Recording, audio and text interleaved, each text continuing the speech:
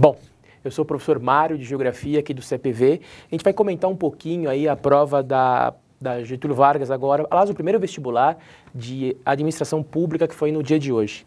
Bom, a prova, né, teve 5 questões de humanas, sendo 2 questões de história e as 3 de geografia que a gente vai comentar um pouquinho com vocês.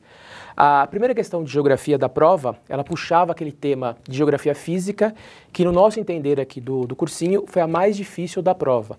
Ela falava sobre uma discussão, era um boletim sobre a ideia da criação de uma nova época geológica para o planeta. Essa nova época que chamaria-se Antropoceno, devido cada vez mais, né, a palavra antro, que refere-se a homem, cada vez mais a influência do homem sobre a superfície terrestre. E a partir daí eram feitas 2 perguntas nessa questão. Bom, a primeira pergunta é qual que pode ser, se for aprovado, o nome dessa nova época geológica, ou seja, exatamente como eu já disse, seria Antropoceno. E a pergunta B, que vantagem, né, qual vantagem traria para a Terra, para os debates ambientais, essa aprovação dessa nova época geológica? Bom, então acho que a vantagem dessa aprovação seria confirmar que a partir aí de meados do século XX, com o uso cada vez maior de combustíveis fósseis, da influência do homem sobre a Terra cada vez mais intensa, o homem hoje, como nunca teve ao longo da história do planeta, uma influência total, cada vez mais mudando o meio físico e o meio climático e ambiental do planeta.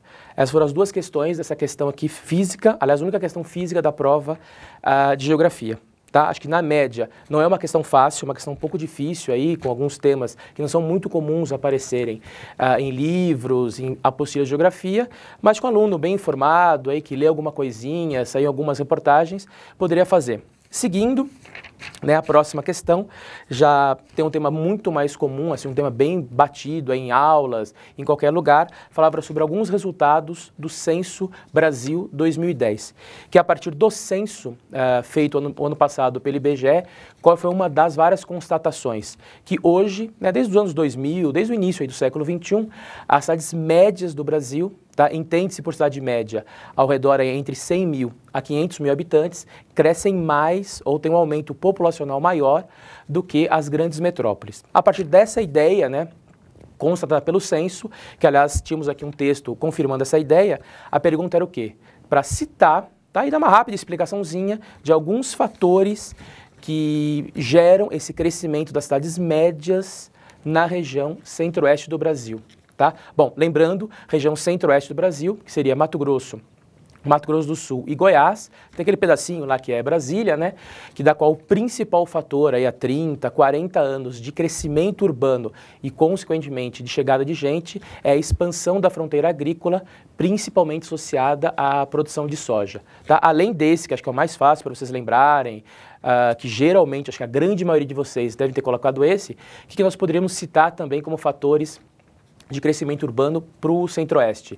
A dispersão industrial, tá? E algumas indústrias indo para o centro-oeste, levando consigo aí o crescimento urbano e também a partir do sucesso industrial ou do sucesso agrícola, ou os dois ao mesmo tempo, um grande crescimento do setor de serviços.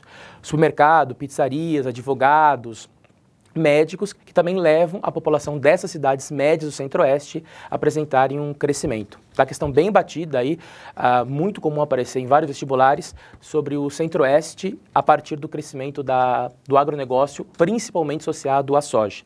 E finalizando a prova, a última questão, também acho que bem tranquila, bem fácil, falava sobre o comércio, tá? Sobre o fluxo comercial entre Brasil e China. E a pergunta era o quê? Para citar como se dá hoje esse fluxo, tá? O que o Brasil vende para a China, o que ele compra da China e assim respectivamente. Bom, então o que nós temos aí nesse comércio?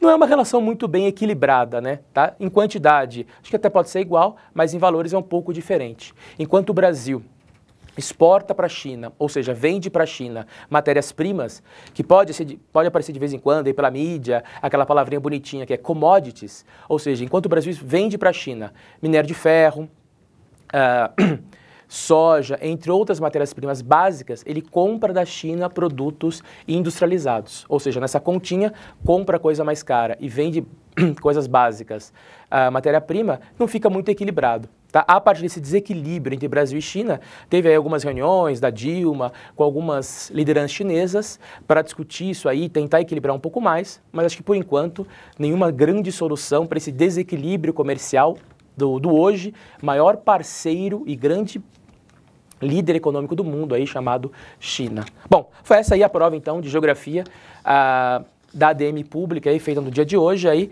lembrando então, né, aquela primeira questão um pouco mais difícil, num tema não muito comum aí aparecer em prova de geografia, mas acho que a partir daí, duas que foram muito tranquilas, bem fáceis aí, temas muito batidos aí nas aulas, em geografia de uma forma geral, tá? Muito obrigado a todos e parabéns pela prova aí.